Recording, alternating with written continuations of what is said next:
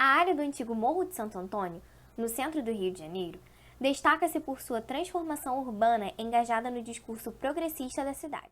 A transição da paisagem, originada da ocupação habitacional, desdobra-se de acordo com a necessidade infraestrutural da região, aderindo a soluções como aquedutos, espaços públicos e vias de acesso para cumprir as demandas populacionais. Atividades como desmontes, aterros e alargamento de vias foram adotadas para atender o interesse político em transformar o local em polo comercial, promovendo a atual construção da esplanada que apaga, quase por completo, as configurações naturais do morro. Devido às múltiplas sobreposições de camadas históricas e tipologias construtivas, a esplanada de Santo Antônio torna-se um ponto nodal da cidade, direcionando atividades, interpretando usos, apropriações e espaços históricos como o Largo da Carioca. No Rio de Janeiro, o Plano de Mobilidade Urbana Sustentável orienta investimentos públicos para a infraestrutura de transporte, buscando integrar modais motorizados e não motorizados em um sistema coeso, onde se prioriza o transporte coletivo e o deslocamento a pé ou por bicicleta. Há diversos modais de transportes disponíveis na cidade, sendo eles os trens da Supervia, o VLT Carioca, as barcas da Praça 15, pontos de aluguel de bicicletas, linhas de ônibus, além do Aeroporto Santos Dumont e, claro, o Metrô Rio, todos localizados em pontos estratégicos, facilitando sua integração. Além disso, a Carioca é considerada como centro histórico, comercial e financeiro, atraindo um intenso fluxo de pessoas diariamente, justificando a variedade destes modais. O intenso tráfego de veículos explica a largura das vias e seu trânsito intenso, sendo as principais responsáveis pela poluição sonora do local. Em contrapartida, a maioria das calçadas são largas e confortáveis ao pedestre, onde a caminhabilidade torna-se especialmente adequada quando somada à ventilação natural majoritariamente vinda do sudeste. Quantitativamente, a região possui boa arborização se comparada a outros centros, o que justifica sua alta qualidade do ar. Contudo, o grande espaçamento entre as árvores e a predominância das copas de pequeno porte resultam na falta de sombreamento no percurso do pedestre, deslegitimando em partes a preferência do caminhar no local, principalmente no verão. A esplanada permite, de modo geral, uma boa caminhabilidade, embora deixe a desejar em alguns pontos. No caso das avenidas Chile e Paraguai, a diferença proporcional das vias em relação à calçada resulta na predominância veicular, gerando desapropriação espacial do pedestre e criando uma sensação de esvaziamento.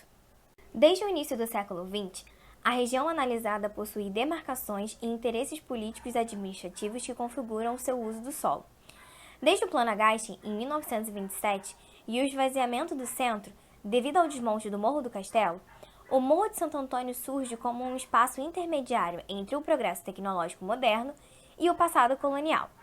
Esperava-se que essa área se tornasse um distrito de intercâmbio comercial, sem nenhuma individualidade no sistema urbano, tal qual a arquitetura parisiense. Nessa perspectiva, nasce o projeto do EDISE, edifício da sede da Petrobras. Com planta quadrada de 75 metros de lado, a escala monumental e sua forma excêntrica dividem opiniões sobre sua disposição.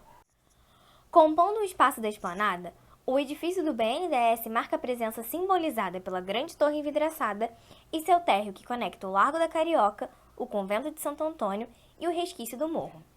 Com o espaço do embasamento totalizando 400 mil metros quadrados, a sede descreve, por meio de suas dimensões, a importância histórica da década de 60, colocando em evidência a notoriedade da esplanada no cenário desenvolvimentista nacional.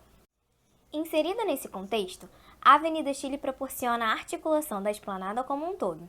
Inaugurada em 1959, marcada pela presença do presidente Juscelino Kubitschek, expressava a romântica caminhada ao progresso com um sistema urbano rodoviário constituído por eixos norte-sul, leste e oeste, composto pela sobreposição das avenidas Chile e Paraguai, ambas desenhadas como avenidas largas, calçada estreita e um canteiro central cortando as faixas da rua.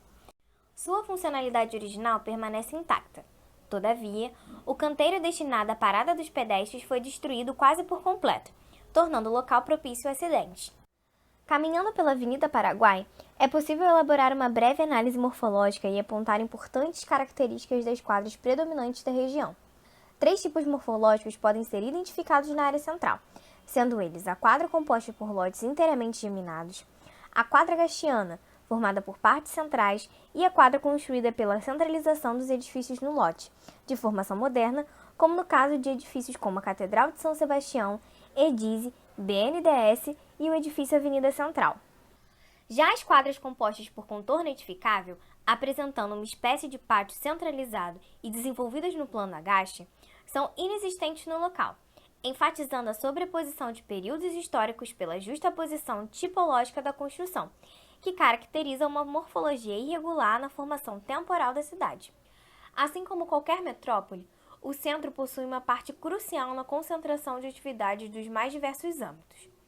A esplanada, devido ao seu posicionamento geográfico, tornou-se palco central de diversos campos, como cultural, econômico, cívico, religioso e comercial, este último responsável pela maior parte do fluxo de pessoas. Possuir essa diversidade de serviços não significa ter integração e apropriação espacial humana, já que aos finais de semana ou fora do horário comercial, configura-se um vazio urbano provocado pela dinâmica pendular, conferindo uma carência de variações ocupacionais. Associada a essa dinâmica e com um aumento exponencial na taxa de desemprego, uma grande parcela da população se remete ao trabalho informal como principal fonte de renda.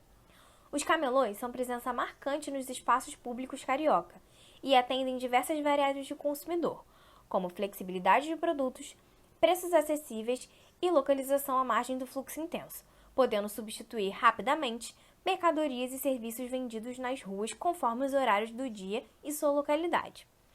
Ao exemplo das barraquinhas de bebidas e comidas que são montadas no fim da tarde e durante a noite. Já pela manhã, é possível observar a presença destas simulando o café da manhã para aqueles que chegam ao centro. A prática desse tipo de comércio imprime ao largo da Carioca uma ocupação mais consolidada ao longo do dia. Em meio a essa particularidade comercial, geração de vazios e a presença de grandes artérias rodoviárias, a Catedral Metropolitana de São Sebastião, de forma trapezoidal, base circular e 75 metros de altura, enquadra a paisagem monumental da esplanada de Santo Antônio. Antes de sua instalação em 1964, a Arquidiocese de São Sebastião perambulou por toda a região central em busca de estabelecer sua catedral própria, compartilhando endereço com outras igrejas, desmontando uma sede no antigo Morro do Castelo, até encontrar, com o discurso dos militares, a possibilidade de ocupação do então vazio intermediário da cidade. Hoje, a catedral concretiza o cenário megalomaníaco pleitado por Agache e suas dimensões que tangem o infinito. Em relação à área analisada, 3 propostas de intervenção foram elaboradas para a melhora das relações urbanas, com foco na questão do comércio, habitação e drenagem urbana. Em relação ao primeiro, a proposta se dá por meio da inserção de uma infraestrutura de apoio ao comércio informal, prioritariamente na Lapa e no Largo da Carioca. A estrutura se daria por meio de coberturas, boxes e mobiliários desmontáveis, além de uma infraestrutura de sanitários públicos. A segunda tem relação direta com esses locais, que apesar de serem vistos como espaços públicos, se reduzem a uma área concretada sem edificações. Identificamos que a maior parte das áreas livres encontram-se nos vales dos relevos, logo, zonas que sempre enfrentam alagamentos. Desse modo, sugerimos a implantação de um sistema de infiltração e escoamento nesses locais, a fim de reduzir os impactos causados pelas chuvas. Além disso, a inclusão de habitações de interesse social no centro da cidade permitiria um centro mais vivo durante o período noturno, hoje abandonado por conta do movimento pendular.